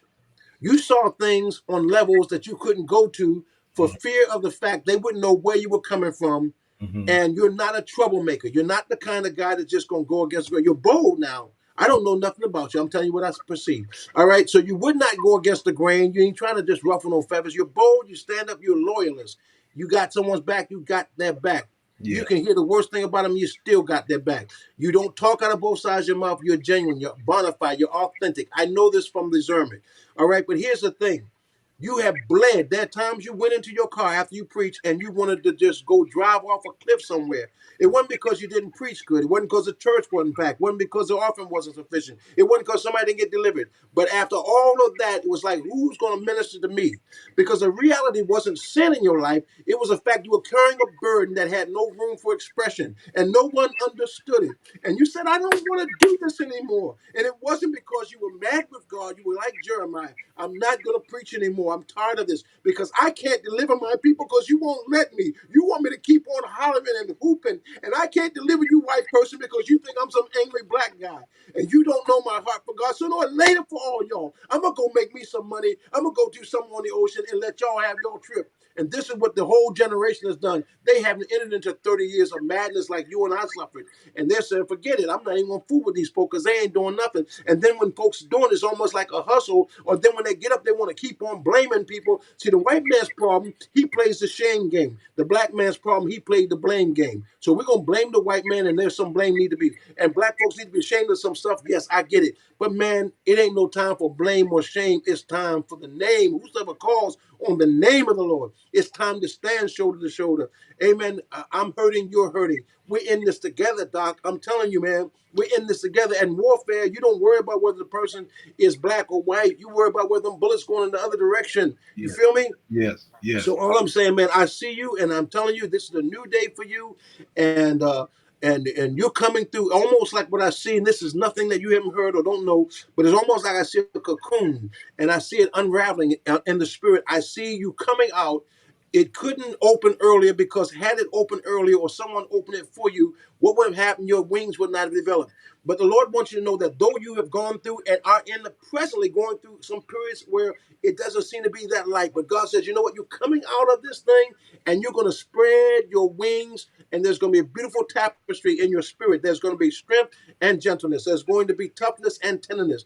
There's going to be prosperity and yet a compassion for those in poverty. There's going to be dimensions, and there will be a sound, there will be a coloration to you. People who have gone to heaven, people have seen visions, say there's something about the colors they can't even explain. Try to explain, but they can't really explain. These colors are so different. They're like living, like the colors were living.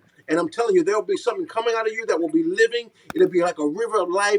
You ain't seen nothing yet. And let me tell you something, man, you will not want for support. You will not want for people to stand with you because you have made the Lord your habitation, because you have made his kingdom your priority, and because of the fact that you have not wanted anything for yourself. All you wanted to do was just you. In fact, Paul said, be content.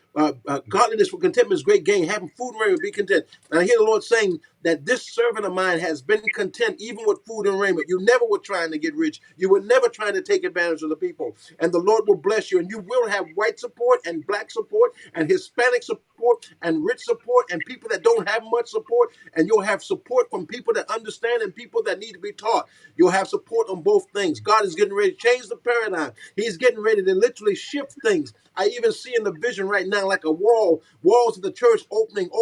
Not that your church is going to get bigger, but God said, I'm expanding your influence. I even see by the Spirit of the Lord a globe that's spinning. Why do you think I have these globes in my house? I have at least 7 or 8 globes in every room on the wall. Why? Because I keep before me the vision of all nations, teach all nations, all races, all kingdoms in the name of Jesus. That same anointing comes upon you, and the Lord will lift you. And I see you ministering in different continents in a way like never before. I see the Lord using you. I see different things happening. Ministries being birthed out of you. Lift your hands right now and give the Lord praise.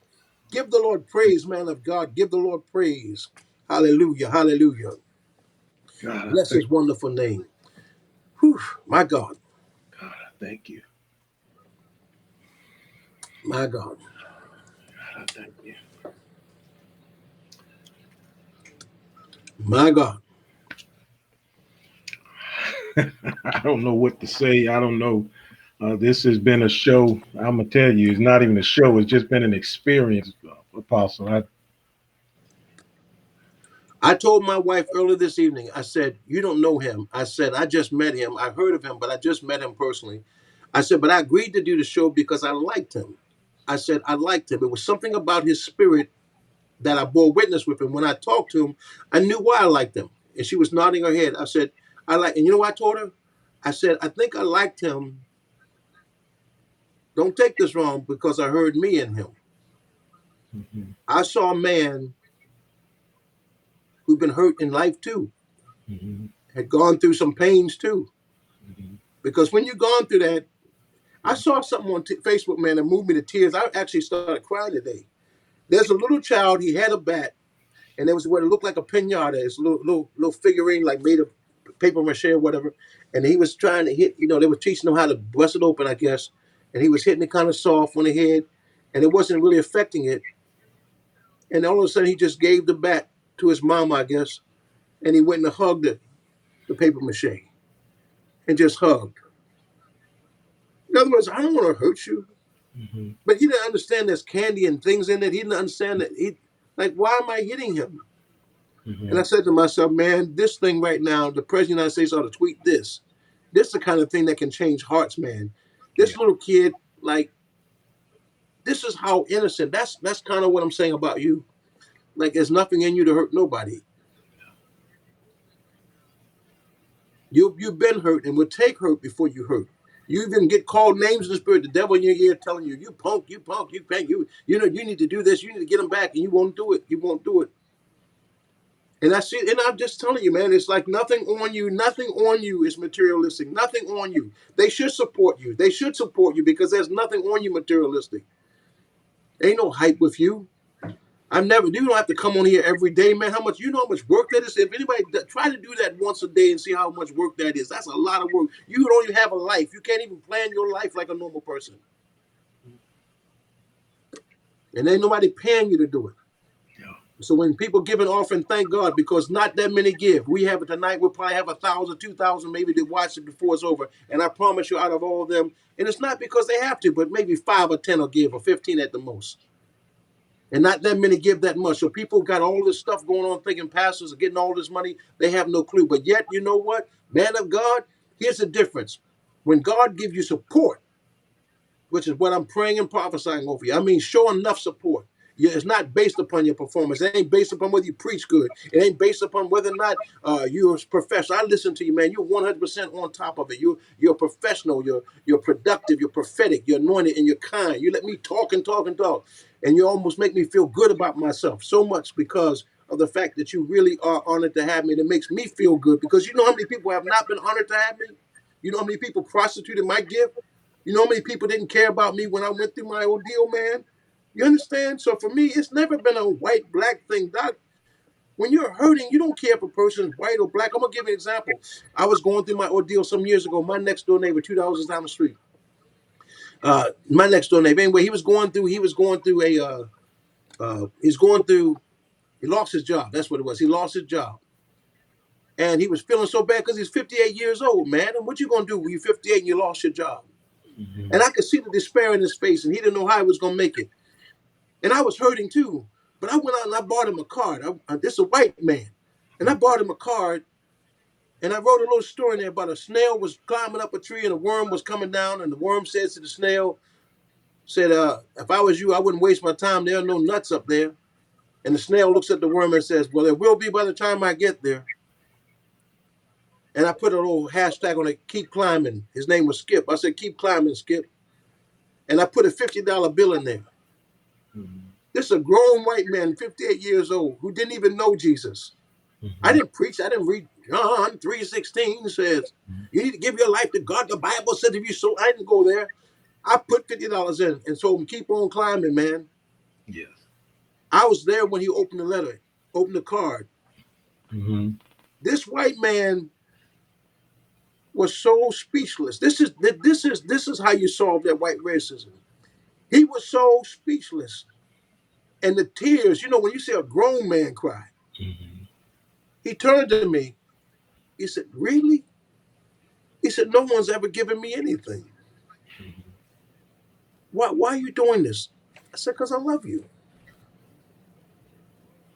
And then I knew he knew it was because of my God that I serve.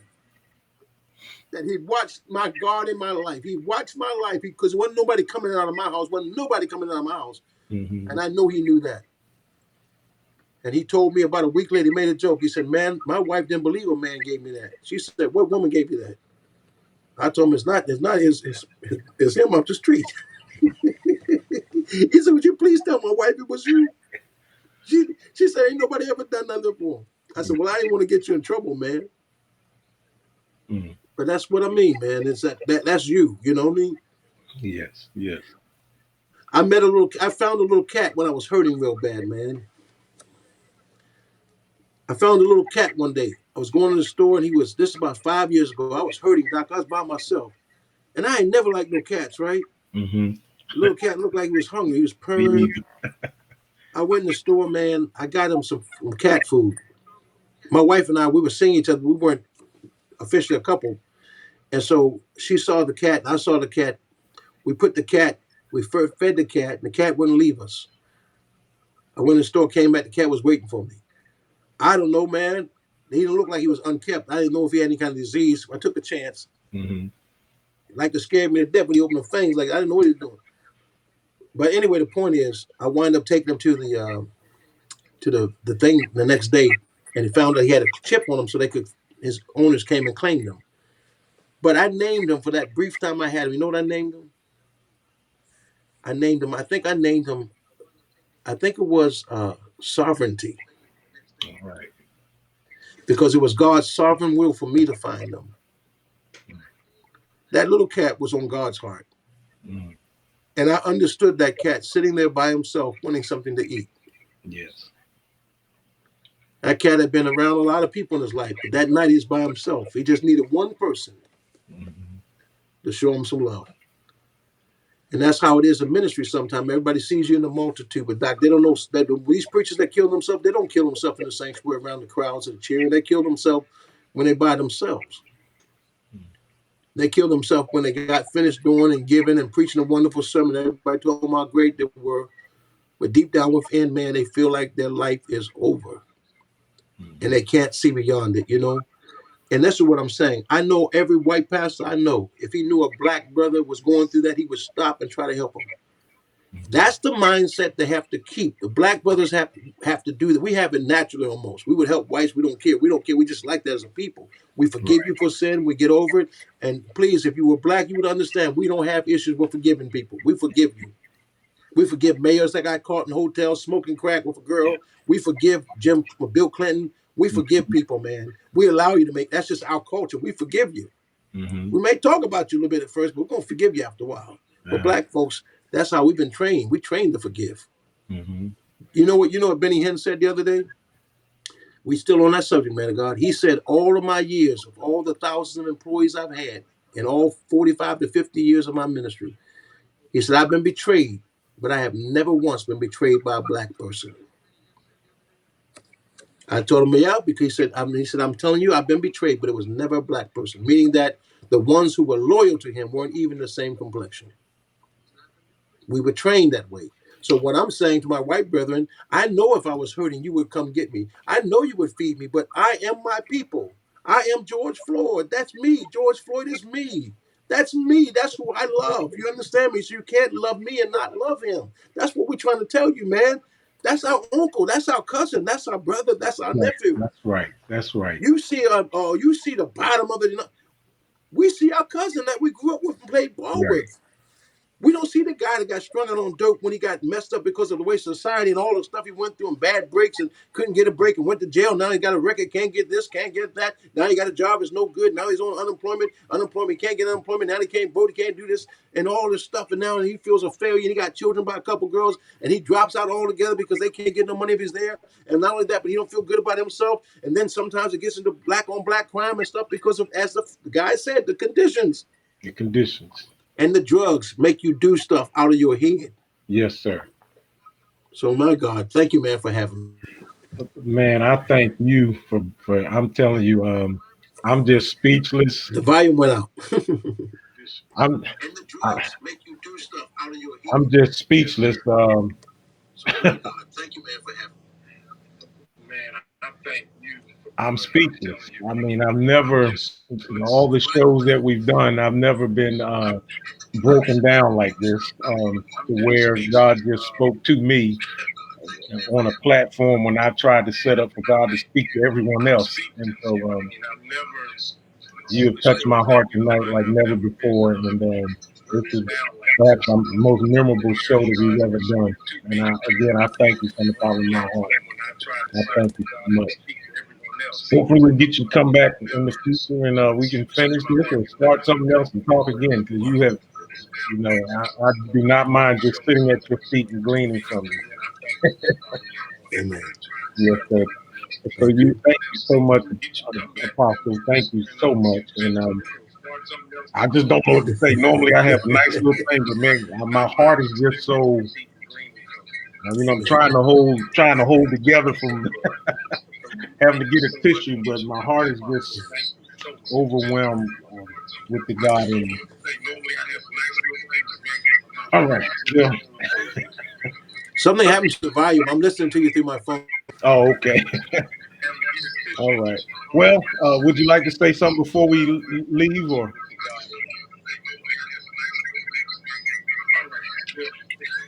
Yes, sir. All right. Have a good evening. I'm going to let you go, my friend. I love you so much. Thanks for having me. Love Let's you. talk afterwards. Let's talk We'll afterwards, do. okay? We'll do. We'll do. All right. Want to thank. I want to thank Apostle Brian Kieth Williams. This was a powerful broadcast tonight. I want to challenge you tonight to hit the share button. Let's put this out there. Hit the share button. Hit the share button. Let's get this out so that others can see and experience this powerful broadcast tonight. My heart is just so overwhelmed. I'm trying to hold together, but this was awesome. It spoke to all of us. I know at the end he prophesied and he poured into me, and I'm grateful for that. But if you listen to what he said tonight, he has poured into all of us. This was powerful. This was powerful. This was amazing. Say it like that. It was amazing. Let's take what we heard and let's do something with it. Let's do something with it as people. I'm excited like the man of God was. I'm starting to see the light at the end of the tunnel. I think we're going to do it. Listen to what he said. One of the things that I pull from it is so much you're going to have to go back and look at it. It's going to be on YouTube. You can go to the YouTube channel and subscribe to the YouTube channel and rewatch this. He said that we've experienced all three facets. We were in the house, we were in the church, and then we're in the streets. That right there is just amazing. The house, the church, and the streets. God has put us all in all three facets. And so let's do something. Let's just not be in those areas sitting around. We've got to be in those areas and be productive. Be productive for ourselves and for the next generation. This was a powerful broadcast. Again, my brothers and sisters, I want to thank you for tuning in. Some of you are tuned in because you well aware of the prophetic power and anointing that Apostle Brian Kieth Williams has. And I'm just elated and excited that he took time, and we're going to talk afterwards, and we're going to try to come back again in the future and try to get him back on and just keep going. Those of you that know him, or I challenge you, spread the word about what he referred to as not the floating church, but he's shifting to the flowing church. Do that, and I believe God's going to bless you. As he said, help us to come back on. We're here every day. We're here at 12 o'clock. I try to come back and re-air at night so that we can have an opportunity to experience our guests. We're going to re-show this. I'll probably re-show this broadcast sometime between now and the weekend, maybe Saturday, to get it out there. Keep doing it. Again, not for me, but I think this word needs to get out that was taught tonight. This was amazing. If you want to be a blessing to us, to help us to keep coming back, we're going to do it. If I got to do it out of my pocket, I'm going to do it. I'm committed to it.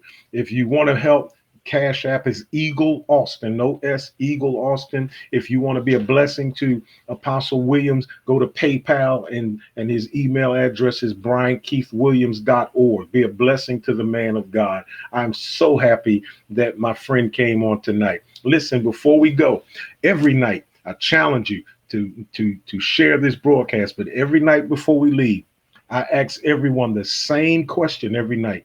When you go to bed tonight, look in the mirror and ask yourself a question. Look at yourself tonight before you go to bed and ask yourself a simple question.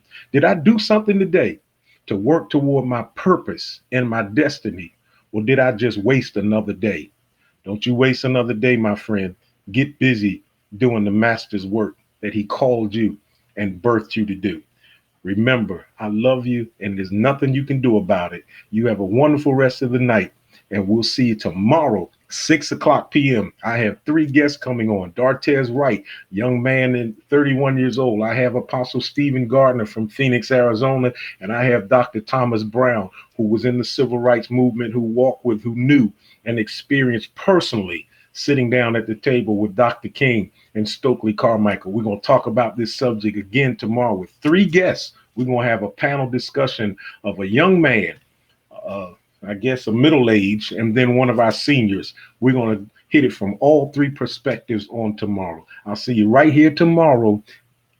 Keep fighting. As Apostle said, keep climbing. By the time you get to the top, it's going to be some nuts up there. I'll see you on tomorrow at 6 o'clock right here on the David Bright Austin Sign of the Times.